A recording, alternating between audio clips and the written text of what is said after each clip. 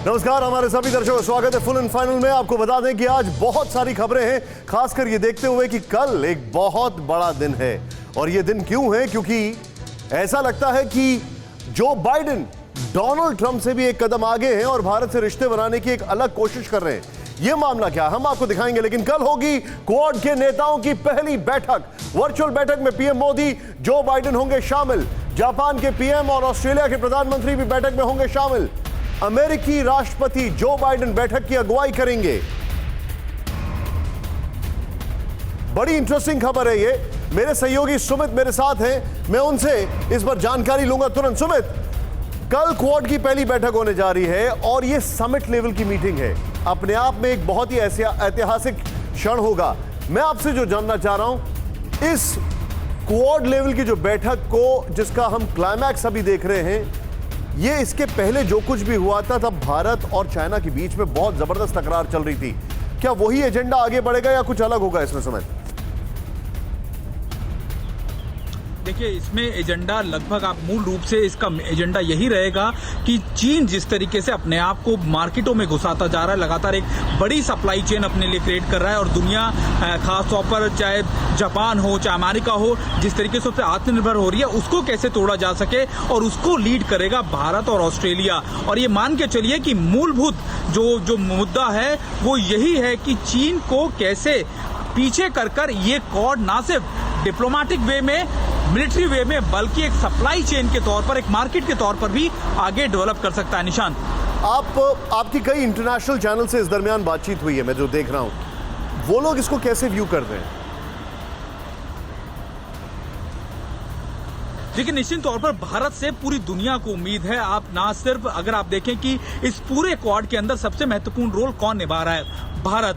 इस पूरे 10 महीने के अंदर सबसे ज्यादा अगर सामने सामने का अगर टकराव किसी का हुआ, चीन के साथ किसका हुआ, वो भारत का हुआ। और भारत ने लगातार उसको लेकर जवाब भी दिया। तो ना सिर्फ अमेरिका जैसी महाशक्तियां हो, इजराइल हो, खासतौर पर ऑस्ट्रेलिया हो, जापान हो, इन सभी को उम्मीद भारत से ही है कि भारत ना सिर्फ एक मिलिट्री पॉइंट ऑफ व्यू से, एक डिप्लोमेटिक पॉइंट ऑफ व्यू से, बल्कि एक प्रोडक्ट के तौर पर, एक मार्केट के तौर पर भी चीन को टक्कर दे सकता है। और यही वजह है कि इस पूरे इंडो पैसिफिक रीजन के अंदर सभी लोग जो है भारत को एक बड़ी शक्ति के तौर पर, या फिर आज आपसे बहुत सारे सवाल जवाब करने। सुमित, स्टे ऑन, बहुत बहुत शुक्रिया। मैं सीधे अपने दर्शकों को कुछ दिखाना चाहूंगा, उसके बाद हमारे खास मेहमान जो हैं उनको इंट्रोड्यूस करना चाहूंगा। आइए जरा प्ले इट ऑन। यहां पर जो हमारे सामने क्या होगा क्वाड की बैठक का एजेंडा, यहां पर आप देखें, बड़ा इंटरेस्टिंग है। जरा प्ले करें इसको राहुल। जो हमारे पास है, इंडो पैसिफिक क्षेत्र में चीन की बढ़ती चुनौती पर चर्चा, नंबर 1। नंबर 2, इंपॉर्टेंट चीज है, चेंज करें, समंदर में सुरक्षित व्यापार पर होगी चर्चा। समंदर में सुरक्षित व्यापार। नेक्स्ट, क्लाइमेट चेंज को लेकर चर्चा होगी और उसको जो बाइडेन डेमोक्रेट्स बहुत ज्यादा एम्फसाइज कर रहे हैं। कोरोना वैक्सीन के उत्पादन को लेकर भी, बढ़ाने को लेकर भी चर्चा होगी। लेकिन यहां पर यह एक बड़ी इंटरेस्टिंग बात है, जो एक यहां पर कुछ पॉइंटर्स है जो मैं आपको बताना चाह रहा था। बहरहाल वो ये है कि सीधे मैं चलूंगा यहां से। मेरे साथ जो खास मेहमान है उनको मैं दिखाना चाहूंगा। आइए सबसे पहले आपको बता दें, मेरे साथ जनरल सिन्हा मौजूद हैं। सर, स्वागत है आपका, thank you so much, major general K Sinha. और मेरे साथ फॉर्मर एम्बेसडर विष्णु प्रकाश जी हैं, इन दोनों का मैं बहुत बड़ा फैन हूं। और Vijay Sardana ji, sir thank you so much for finding time for us. शुरुआत में सबसे पहले हमारे साथ विजय सरदाना जी के बहुत लंबा इंट्रोडक्शन है, अभी एज एन इकोनॉमिस्ट मैं उनको यहां पर इंट्रोड्यूस करूंगा, लेकिन मैन विद मेनी हैट्स यहां पर Vishnu sir, Joe Biden vis-a-vis Donald Trump, अब यह कंपैरिजन तब तक चलता रहेगा जब तक भारत की उम्मीदों पर जो बाइडेन पूरी तरीके से एकदम क्लीन नहीं आते हैं। लेकिन डोनाल्ड ट्रंप ने अक्टूबर 2020 में कहा था कि हम कोई भी समिट प्लान नहीं कर रहे हैं। फिर 2x2 वो जो बैठक हुई, 2+2 वाली बैठक हुई, एकाएक जो बाइडेन इसकी अगुवाई कर रहे हैं और इसको स्पीयरहेड कर रहे हैं। इसका मतलब क्या है? इसका एक बहुत ये बड़ा संदेश है, बड़ा संकेत है, और ये जैसे आपने कहा कि वाकई ऐतिहासिक क्षण है। 2008 में आपको याद होगा कि तकरीबन क्वाड का अंत हो गया था, और 2017 में शुरू होना पर 2019 सितंबर से लेके और मार्च 2021 में ना केवल विदेश मंत्री लेवल पे बातचीत होना, पर शिखर लेवल पे बातचीत होना, ये कोई मामूली बात नहीं है। और इसका जो संकेत सबसे बड़ा ये है कि एक तो जो बाइडेन ने समझा कि जो ट्रंप ने किया उसमें इनका राष्ट्रहित था, पर जो सबसे बड़ी चीज़ ये हुई है कि चीन ने अमेरिका को ललकारने की गलती की है। इतिहास में एक बार जापान ने अमेरिका को ललकारने की गलती की थी, इस बार चीन ने की है। और अमेरिका को पता लग गया है कि ये अगर रोका नहीं गया चीन को तो बहुत देर हो जाएगी। तो ये इस तरह से चारों देश का इकट्ठा होना, शिखर स्थल पे बातचीत करना, और जो चीन का रिएक्शन हुआ है कल कि कहना कि देखिए हम तो शांति प्रिय देश हैं, ये एक बहुत ही अहम पहलू है। विष्णु सर, सॉरी मैं आपको थोड़ा सा रोक रहा हूं, लेकिन एक चीज मैं आपसे जो जानना चाह रहा हूं, ये पहली बार होगा, अभी तक जो मिनिस्टर लेवल या सेक्रेटरी लेवल की बातचीत होती थी, ये पहली बार होगी जो स्टेट हेड्स इसमें इन्वॉल्व हो रहे हैं। क्या ये समझा जाए कि क्वाड को जिस तरीके से 2004 से इसकी शुरुआत हुई, क्वाड अब अपने उस स्वरूप में आ जाएगा जिसकी बहुत जरूरत थी? ये तकरीबन उस जगह पे पहुंच गया है, पर मैं अभी ठोस तरीके से नहीं कह सकता कि ये हम इसकी अंतिम रूपरेखा देख रहे हैं। ओके। अभी भी चीन अपना दाव पेच खेलेगा। वो मुझे जो एक चीज का खतरा है वो ये है कि चीन एक ऐसी ऑफर कर देगा अमेरिका को जो उनको सोचने पे मजबूर कर देती है। क्या वो उसको समझ पाएंगे कि नहीं, ये एक अभी प्रश्न चिन्ह है। आपने मुझे गॉडफादर नॉवल की लाइन याद दिला दी जिसमें बोलता है I will reason it out, तो वही मुझे लगता है America will reason it out. मैं के सिन्हा के पास आने से पहले आपको कुछ इंटरेस्टिंग फैक्ट्स दिखा रहा हूं यहां पर, आइए जरा, और उसके बाद मैं जल साहब के पास आऊंगा। प्ले ऑन करें, यहां पर बड़ा इंटरेस्टिंग है, अमेरिका के लिए सिरदर्द बन गया है चीन। ये यहां पर देखिए, बहुत ब्यूटीफुल ग्राफिक्स हैं। सैन्य क्षमता का तेजी से विस्तार हो रहा है, नंबर 1। नंबर 2, चेंज ओवर करें यहां पर, इंडो पैसिफिक में आक्रामक रुख यूएस के लिए खतरा है। ये देखिए, ये डिटेलिंग बड़ी अच्छी की गई है यहां पर, और चेंज ओवर करें यहां पर, वो देखें, भ्रष्टाचार के सहारे कमजोर करने की साजिश है। नेक्स्ट चेंज ओवर करें, वो ये है, सहयोगी देशों के साथ घेरने की कोशिश। नेक्स्ट चेंज ओवर करें, वो ये है, व्यापारिक मोर्चे पर नुकसान पहुंचाने की तैयारी। मैं सीधे चलूंगा, ये वाला ग्राफिक्स राहुल, दोनों ग्राफिक्स अगर हो पाए तो दिखाएं, वरना ये वाले ग्राफिक्स के साथ दिखाएं। मैं थोड़ा सा आपसे एक लिबर्टी ले रहा हूं जनरल सिन्हा सवाल पूछने में, कि मैं एनिमी को थोड़ा डिस्काउंट कर रहा हूं। चाइना की एक आदत सी बन गई है कि वो चाहता तो है कि rise of the middle kingdom अपनी ताकत दिखाता है, सैन्य शक्ति दिखाता है, लेकिन फिर दुब के बैठ जाता है क्योंकि वो किसी से भी युद्ध नहीं करना चाहता है। क्या पूरी दुनिया को यह चीज समझ में नहीं आ गई है? देखिए निशान जी, पूरी दुनिया को समझ में तो आ चुकी है। जो चाइना का जो मिडिल किंगडम का जो एम्बिशंस हैं, उसके टाइमलाइंस को आप पढ़िए। चाइना चाहता है कि 2030 तक वो पूरी की पूरे अमेरिका को मिलिटरली, इकोनॉमिकली पूरा का पूरा ध्वस्त करके पूरे विश्व में उभर के आए। और देखिए, जो विष्णु प्रकाश जी कह रहे थे, थोड़ा सा मैं उनसे, देखिए अब अमेरिका को समझने की बात नहीं है, ये तो मोमेंट है, ये जो मोमेंट अभी है आज का, वो या तो नाउ या नेवर। ये मैं पहले भी कहता रहा हूं, या नाउ या नेवर। अमेरिका अपनी पोजीशन को पूरी तरह खो देगा। और ये बात मैं नहीं कह रहा हूं, यदि आप इंडो पैसिफिक कमांडर हैं जो एडमिरल फिलिप डेविडसन, उन्होंने इसको ब्रीफ किया है सीनेट के मेंबर्स को, और उन्होंने कहा है यदि ये नहीं होता है तो America should be ready to get into the second position, और ये बहुत जल्दी होने वाला है। ये 6 साल का जो समय कहते हैं ना कि ताइवान के ऊपर अटैक का हुआ, और ये चीजें पेंटागन जब करता है तो ये कोई ऐसी बातचीत नहीं है, ये पूरा का पूरा उसके इंटेलिजेंस होता है, इनपुट सामरिक दृष्टि से चीजें जानी जाती हैं, उसके बाद होता है। देखिए क्वाड तो इस तरह से ये एक ऐसा मोमेंट है जो पहले भी कह रहे थे कि बहुत इंपॉर्टेंट मूवमेंट पूरा विश्व देख रहा है। मेरा ये मानना है कि ये जो स्ट्रैटेजिक इवेंट जो होने वाला है 12 तारीख के बाद, उसके बाद दुनिया बदली हुई आपको दिखाई देगी। इसके ऊपर में भारत का एक बहुत बड़ा रोल सामने आ रहा है। ये केवल मिलिट्री अलायंस नहीं रहेगा, ये जैसे सुमित बता रहे थे, इकोनॉमिक अलायंस एंड ऑल्सो एक पॉलिटिकल अलायंसेस के तरह उभरेगा। आने वाले समय में क्वाड प्लस की नाम सुनेंगे आप। सर आप जो बता रहे हैं, देखिए नाम तो क्वाड्रिलैटरल सिक्योरिटी डायलॉग है, लेकिन क्वाड प्लस जो आप बोल रहे हैं, तो क्या आप इसको quad multiplying into something like G7 या G20 देख रहे हैं आप?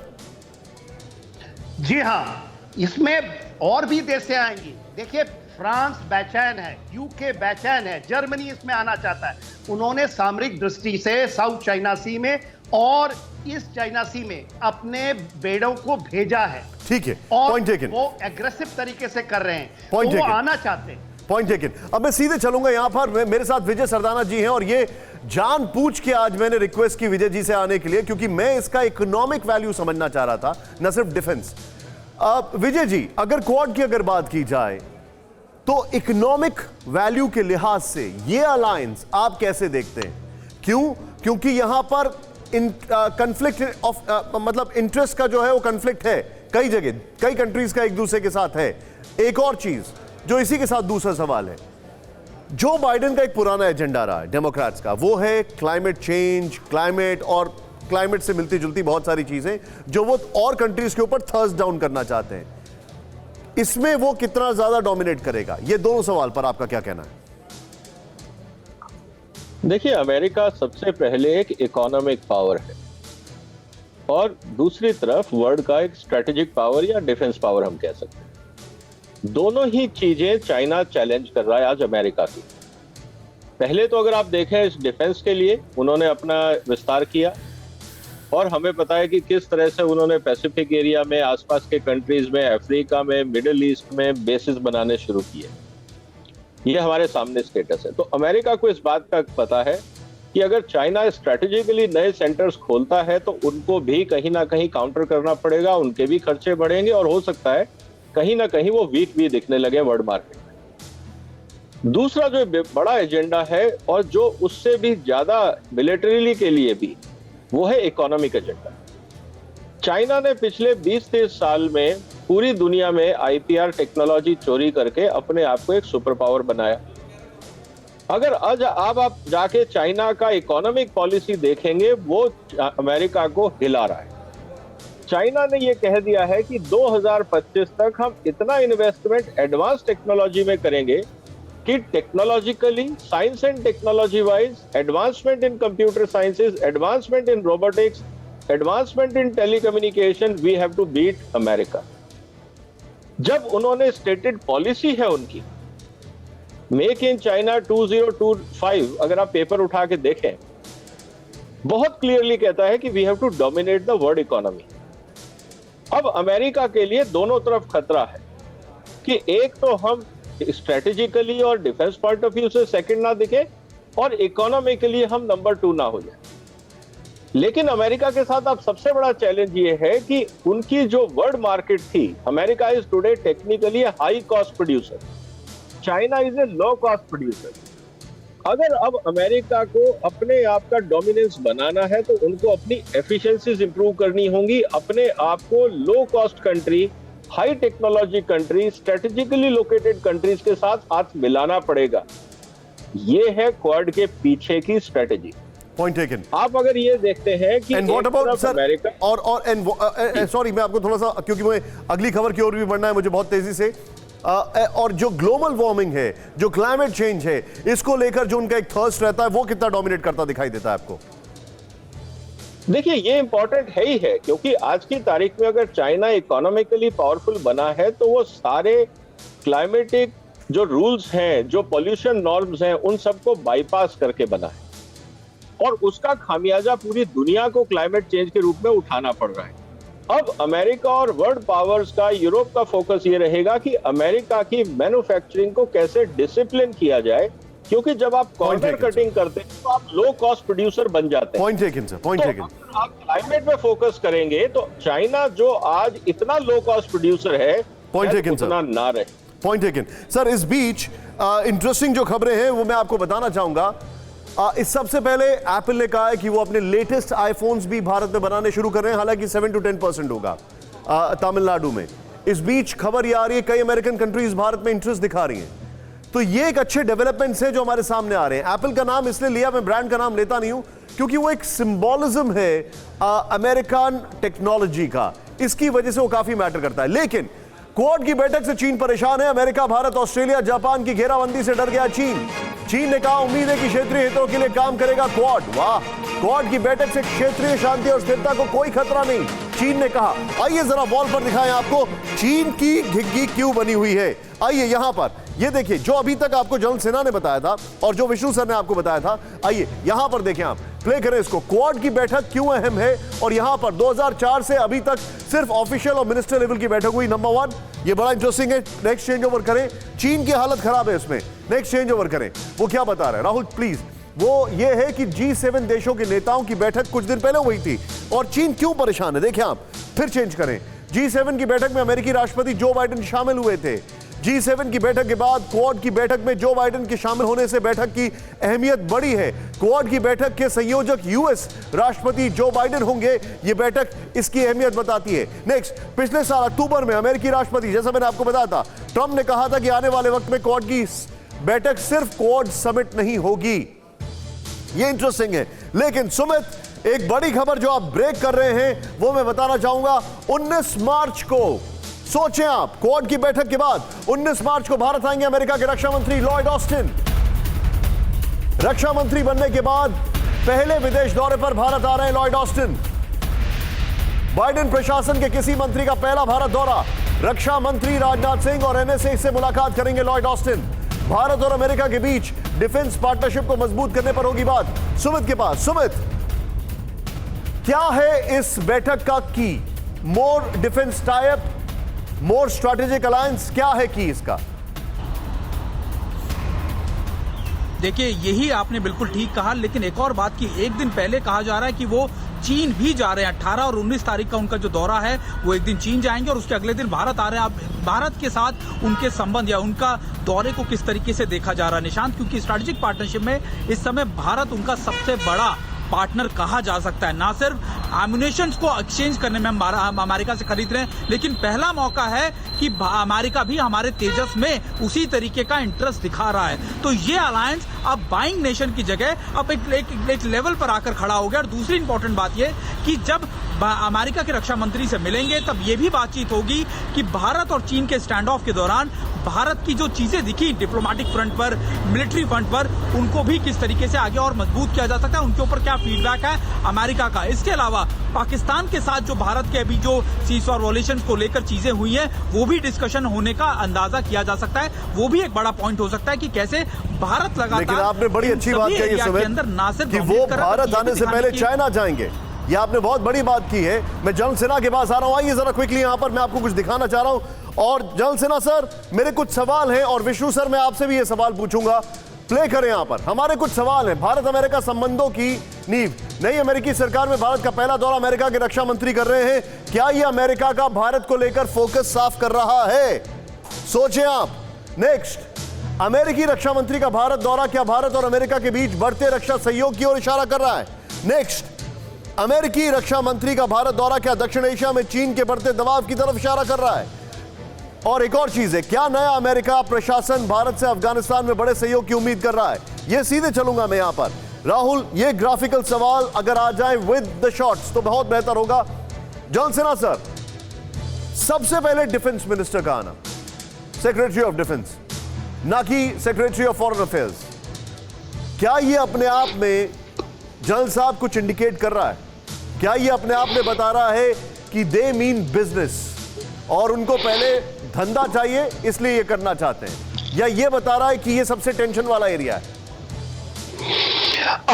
देखिए, जो घटनाक्रम चली है, खास करके एडमिरल जो फिलिप्स डेविसन है, जो कमांडर इंडो पैसिफिक के हैं, उन्होंने जो ब्रीफिंग की थी वर्ड बाय वर्ड, वो डॉक्यूमेंट मैंने डाउनलोड किया है, वर्ड बाय वर्ड उन्होंने पूरे मीडिया में डाला है, पब्लिक डोमेन में डाल दिया। उसके अंदर में उन्होंने खुल करके बात की है चाइना के विरुद्ध। जब आप लॉर्ड ऑस्टिन आ रहे हैं भारत, इसके पहले वो चाइना जा रहे हैं, तो चाइना में बहुत सारी चीजें क्लियर कट उनको बता के आने वाले हैं। इसके अंदर में जो आप चीजें जो उन्होंने जो डॉक्यूमेंट में वो कहता है, भारत को अमेरिका ने कोविड के दौरान जो ईस्टर्न लद्दाख में स्टैंड ऑफ के दौरान इंटेलिजेंस दिया है, इक्विपमेंट दिया है, ये खुल करके बोला है। वो ये कहते हैं 60,000 पीएलए सोल्जर्स यहाँ स्टैंड ऑफ में थे, और वो इन चीजों को जब अमेरिका खुले तरीके से पब्लिक डोमेन में रखता है तो वो वेरी क्लियरिटी में है। वो कहता है ये पहली बार भारत से कर रहा है। जल साहब, और मैं आपसे एक अमेरिका चीज से जानना करेगा। चाहूंगा। जी, क्या हम जी। जो बाइडेन प्रशासन पर यकीन कर सकते हैं, क्योंकि उन्होंने जिस तरीके से एक बहुत ही लूज हैंड दिया कोरोना में चाइना को, अभी हम देख रहे हैं WHO में वो वापस आते हैं, बहुत सारी चीजें वो ऐसे कर रहे हैं जहां पर मुझे ऐसा लगता है कि उन पे यकीन नहीं कर सकते हम। देखिए, किसी पर भी पूरी तरह यकीन करना भारत के लिए बहुत बड़ी ये गलत होगी। और ये भारत के पूरे हमारे जो पॉलिटिकल लीडरशिप है और टुडे लीडरशिप है, जो मिलिट्री लीडरशिप, ये इसको बहुत अच्छी तरह जानता है। हम अपने दमखम पे सारे चीज कर रहे हैं। आज जब भारत का क्वाड के अंदर में सबसे इंपॉर्टेंट रोल है तो इसलिए है क्योंकि हमने चीजें की हैं। जो इंडो पैसिफिक के अंदर में जो इंडियन नेवी का जो रोल है और जितनी उसकी क्षमता है वो किसी के पास आज नहीं है। तो ये चीजें आपको क्षमता से मिल रही हैं, ये नहीं कि अमेरिका आपको दे रहा है। अमेरिका ने, जो बाइडेन ने ये जरूर कहा है कि हमारा अमेरिकन इनिशिएटिव है, हम कन्वीन कर रहे हैं क्वाड की ये जो पहली समिट है, मगर इसके ऊपर में सबसे बड़ा रोल जो है वो भारत का है। सर तो मुझे ना, भारत से ही मैं जन साहब, मैं क्यों counterbalance ज्यादा, मैंने आपसे ये सवाल क्यों पूछा और मैं अपने सवाल को विष्णु सर की तरफ भी आऊंगा लेकर। जब सुमित ने ये बोला कि सबसे पहले वो चाइना जा रहे हैं, तो मैं तुरंत फ्लैशबैक में चला गया एक ऐसी खबर की जो आज हमारे सामने है कि अगले हफ्ते अलास्का में अमेरिका और चीन की हाई प्रोफाइल बैठक होगी। नंबर 1, अलास्का में अमेरिका चीन के आला अधिकारियों की बैठक होगी। अमेरिका के विदेश एंटनी ब्लिंकन चीन के विदेश मंत्री से मुलाकात करेंगे। अमेरिका के राष्ट्रीय सुरक्षा सलाहकार चीन के NSA से मुलाकात करेंगे। बस कह नहीं रहे हैं, लेकिन ये एक तरीके से 2+2 ही है। मैं सीधे चलूंगा यहां पर। अब मैं विष्णु सर से पूछूंगा सर, और मैं चाहूंगा कि ये दोनों ब्रेकिंग एक साथ लाएं। सर मुझे ये चिंता हो रही है क्योंकि मैं बहुत ज्यादा जो बाइडेन प्रशासन पे यकीन नहीं कर सकता। कुछ भी कोई कह ले डोनाल्ड ट्रंप के लिए, बट ही वाज, जो था मन में वो था जुबान पर। यहां पर अंदर क्या हो रहा है, बाहर क्या हो रहा है, समझ में नहीं आता है सर। अब वो मैं चाहूंगा उस ब्रेकिंग में ऐड कर दें प्लीज, कि उनके जो विदेश मंत्री है, पहले हम चाइना जाएंगे फिर यहां आएंगे। अब वो वहां पर उनसे मुलाकात भी कर रहे हैं अगले हफ्ते, चाइना भी पहले जा रहे हैं, क्वाड भी कर रहे हैं। रियल मायने में मोदी जी का नारा ये ले रहे हैं, सबका साथ सबका विकास। देखिए अमेरिका, आपने बहुत ही अहम सवाल उठाया है और ये मेरे जहन में भी है। मैं इसके बारे में लगातार सोचता रहता हूँ। अब हकीकत क्या है? हकीकत दो चीज़ें हैं। एक तो हम सिर्फ एक चीज़ पे विश्वास कर सकते हैं, वो हमारी सैन्य ताकत, हमारी क्षमता, और किसी पे नहीं। दूसरा, अमेरिका एक महाशक्ति है और महाशक्ति होने के नाते अमेरिका वो करेगा जो उसके हित में है।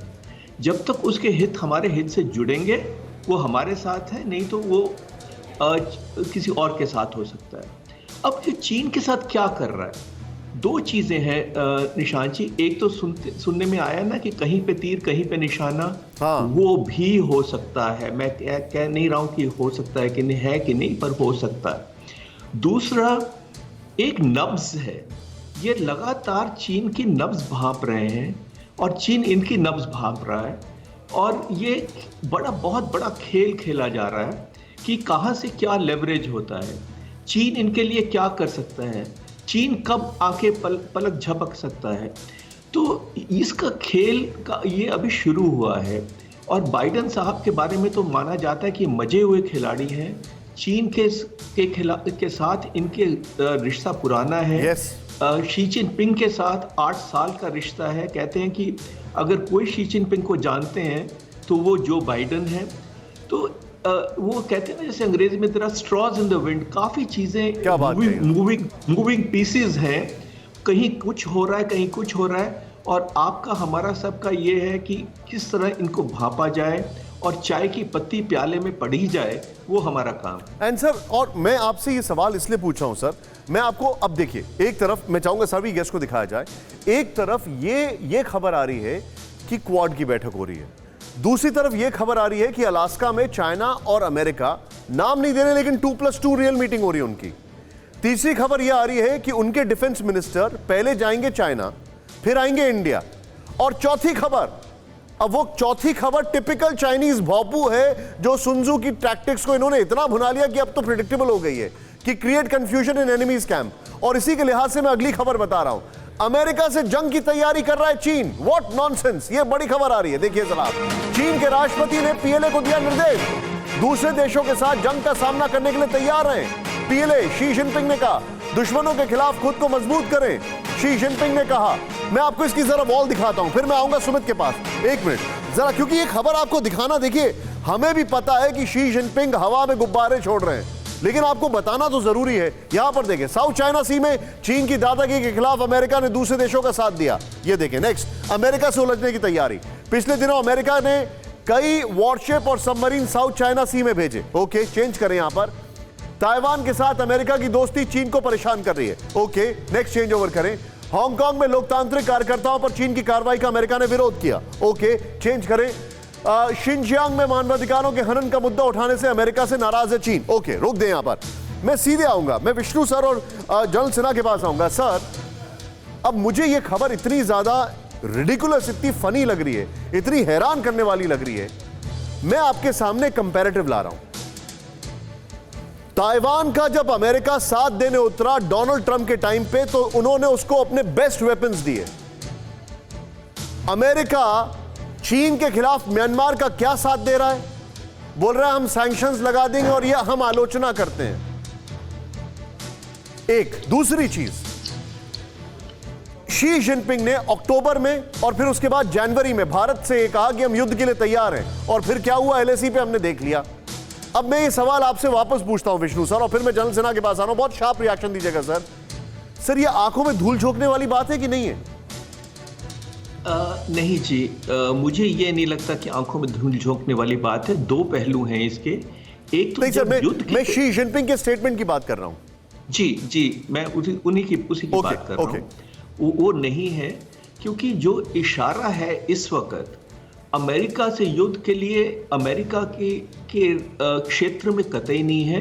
ये इशारा ताइवान पे है। ओके, और ये इशारा बड़ा तगड़ा है, क्योंकि माना जाता है कि अगले 5 से 7 साल के अंदर अंदर चीन ताइवान के साथ जबरदस्ती कर सकता है। और विशेषज्ञ ये मानते हैं कि हथियार देना ठीक है, सब कुछ ठीक है, पर जब सैन्य बल की बात होगी तो शायद अमेरिका पीछे हट जाएगा, और वही चीन उम्मीद कर रहा है।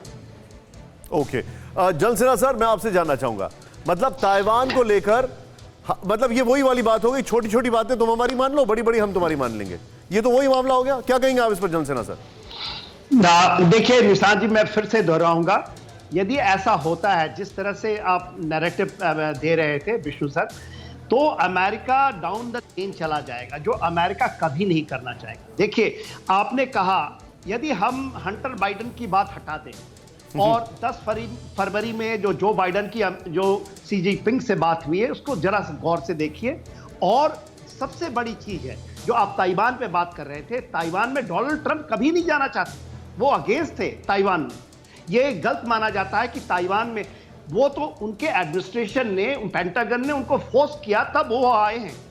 जबकि यहाँ पर मेरा मानना है जो बाइडन, इसके ऊपर में क्लियरिटी बहुत है। और अमेरिका में कोई भी राष्ट्रपति आए, देखिए उसको पेंटागन से, उसके जो थिंक टैंक है उसके साथ चलना पड़ता है। वो जो बाइडन नहीं करना चाहते इन चीजों में, ये आपको मान के चलिए। मगर जो क्वाड, और देखिए, यदि मैं बार बार यही कहता हूं, अमेरिका जरा भी डगमगाया तो जो उनके एडमिरल फिलिप्स डेविडसन कर रहे हैं, जो बात कर रहे हैं, और ये बात वो नहीं, उनके डिफेंस मिनिस्टर भी यही कह रहे हैं, अमेरिका डाउन द लेन चला जाएगा। मोमेंट अभी है, नाउ एंड नाउ।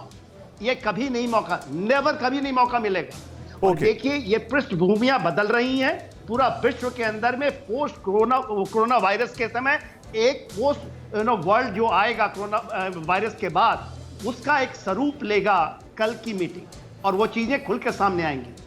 ठीक है, आप जो बता रहे हैं, मैं अब आगे बढ़ रहा हूं और मैं विजय सर के पास आ रहा हूं। भारत सरकार के फैसले से चीनी कंपनियों को बड़ा झटका, लेकिन भारत अपनी राह पर चल रहा है। भारत सरकार ने टेलीकॉम लाइसेंस नियमों में किया बड़ा बदलाव। अब चीनी कंपनियों से उपकरण नहीं खरीद सकेंगे भारत के टेलीकॉम ऑपरेटर्स।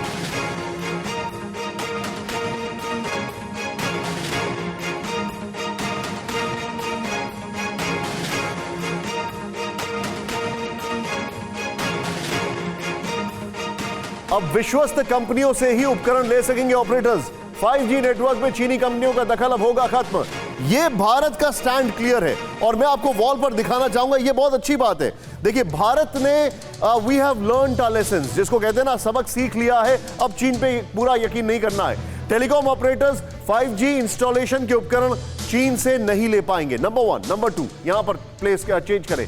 टेक्नोलॉजी लाइसेंस के ये नए नियम 15 जून से लागू कर दिए जाएंगे। क्या बात है। नेक्स्ट चेंज ओवर करें, वो ये पहले 4G 5G पर काम कर रही कंपनियां चीन से उपकरण मांगती थी। नेक्स्ट चेंज ओवर करें, नए नियमों के मुताबिक विश्वस्त कंपनियों से सामान लेने का प्रावधान है। नेक्स्ट चेंज ओवर करें, भारत सरकार ने 5G नेटवर्क में चीनी दखल के डर से नियम बदले हैं। ये बड़ा क्लियर है। डर शब्द का इस्तेमाल नहीं करूंगा मैं चाहूंगा वो डर शब्द को हटा दें। हमारा डर नहीं है उनसे, हम एक प्रिकॉशन ले रहे हैं। मैं सीधे चलूंगा विजय सरदाना सर के पास। सर, हम अपनी राह पर आगे बढ़ते जा रहे हैं, लेकिन मेरा एक बहुत बड़ा सवाल यहां पर यह है, फैसला तो हमने लागू कर दिया, लेकिन क्या हम तैयारी है हमारे पास? देखिए, जब भी आप कोई एक क्लियर डिसीजन लेते हैं तो इसके दो कारण होते हैं। एक तो जो भी लोग इस लाइन में इन्वेस्ट करना चाहते हैं और जो कंपनियां, चाहे वो यूरोप में हो, अमेरिका में हो, इंडिया में हो, इनको एक क्लैरिटी आती है कि गवर्नमेंट ऑफ इंडिया क्या करना चाहती है।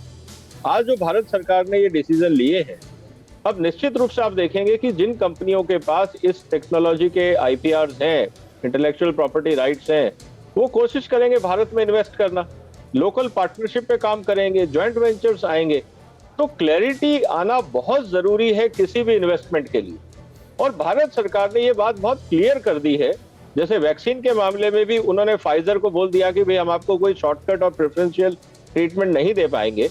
इसी तरह से टेलीकॉम में भी भारत सरकार ने साफ कर दिया कि हमें चाइना पे डिपेंडेंसी नहीं चाहिए, हम मेक इन इंडिया पे भरोसा करेंगे, और कोशिश ये है कि जिन लोगों को भारत में इन्वेस्ट करना है या माल बेचना है, यहाँ आए, कंपनियां लगाएं, खुद लगाएं या जॉइंट वेंचर करें। सर, लेकिन एक बात मुझे बताइए, मैं आपको थोड़ा सा रोक रहा हूं, सॉरी, लेकिन क्या आपको ऐसा नहीं लगता कि इस विषय में हम दुनिया में लीड कर रहे हैं? और जब हम लोगों ने कड़े फैसले लिए तो अभी एक लेटेस्ट रिपोर्ट थी कि हुआवे को चाइना के बाहर मेजर लॉसेस झेलने पड़ रहे हैं, और वो मेजर 5G इक्विपमेंट सप्लायर थे।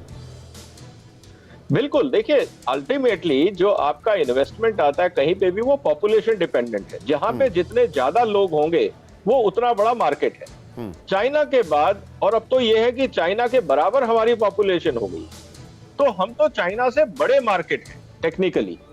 और अगर भारत ने चाइना को बैन किया है, अमेरिका ने ऑलरेडी रूल बना दिया है कि चाइनीज से, हुआवे से आप नहीं लेंगे, यूरोप ने रूल बना दिया है, तो आपके पास बचा क्या? आपके पास बचा अफ्रीका, वो आपको पैसे दे नहीं सकता, वहां पे ना आबादी है ना इनकम है। तो कुल मिला के आपको इस बात को समझना होगा कि ये जो क्वाड है, और साथ में यूरोपियन यूनियन आप जोड़ दें, जिसमें भारत का रोल आता है, एक नया वर्ल्ड इकोनॉमिक ऑर्डर इमर्ज हो रहा है जो सिक्योरिटी आधारित है। सिक्योरिटी में दोनों technological securities, cyber security, defence security, ये सारी चीजें मिलके एक नया वर्ल्ड ऑर्डर बन रहा है, और आप आने वाले समय में देखेंगे बहुत नई चीजें होने वाली। Point taken sir, point taken. और इसी के साथ मैं आपको फ्रेम पर इंट्रोड्यूस करना चाहूंगा कसवर, मेरे सहयोगी पाकिस्तान से थोड़ी देर पहले जुड़ चुके थे, इंतजार कराने के लिए हम सॉरी। कसवर क्लासरा इस वक्त इस्लामाबाद से मेरे साथ हैं, बहुत ही डेयरिंग जर्नलिस्ट हैं, और इस चीज की मैं थोड़ी लिबर्टी भी लेता हूं इनसे। पाकिस्तान में फिर से एक हिंदू लड़की का जबरन धन परिवर्तन हुआ है, बड़ी खबर। सिर्फ 13 साल की लड़की के अपहरण के बाद धन परिवर्तन हुआ, यह बहुत हैरान करने वाली खबर है। अपहरण के बाद किडनैपर से ही करा दिया गया निकाह। सिंध प्रांत के काशमोर के तंगवानी तालुका का मामला है ये। माता पिता का आरोप है 8 मार्च को घर से 5 लोगों ने अपहरण किया था। राहुल, फुल फ्रेम पर जरा शॉट दिखाएं एम्बियंस के साथ।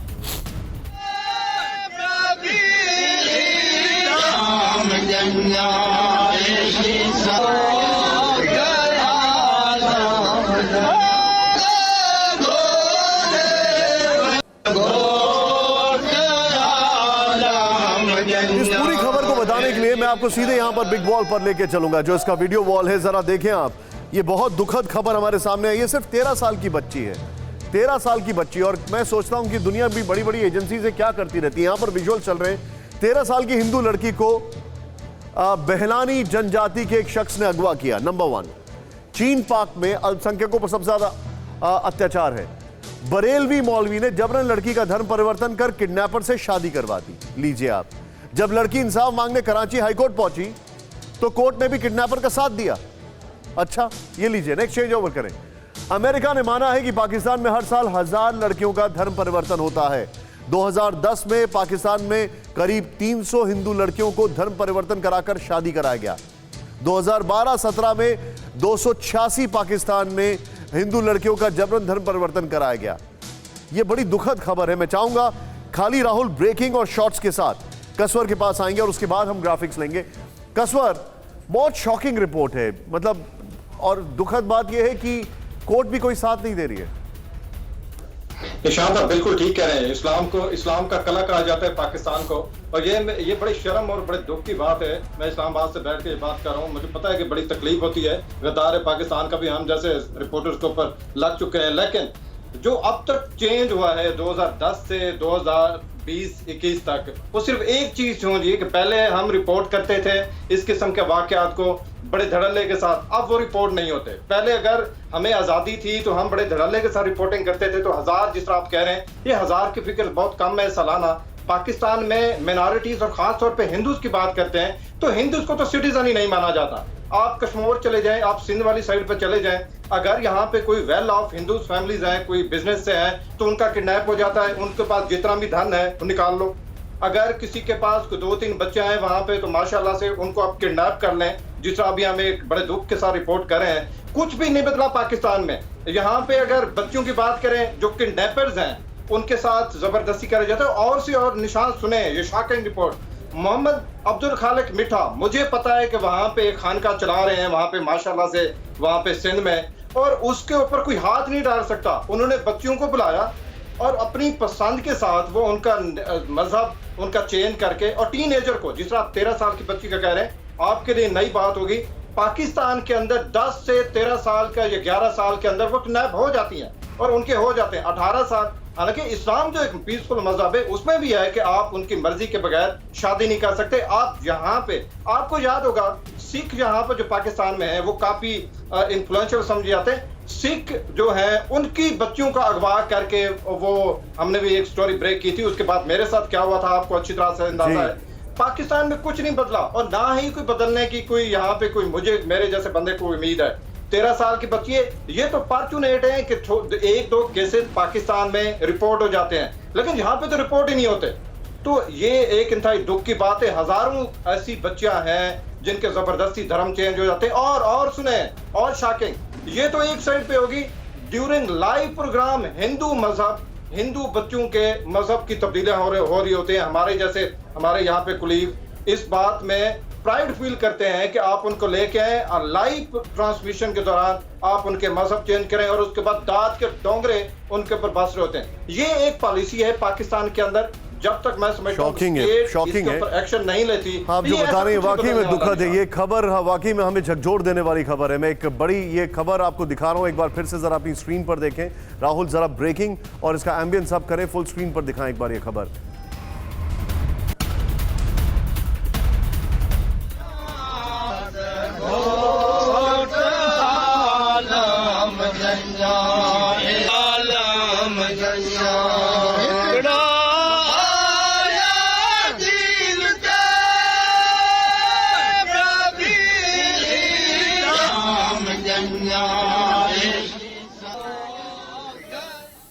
कसवर, बहुत बहुत शुक्रिया हमसे बातचीत करने के लिए, और सलाम करता हूं मैं आपके जज्बे को, और हमारे सभी मेहमानों का बहुत बहुत शुक्रिया। बहुत बड़ा वैल्यू एडिशन है।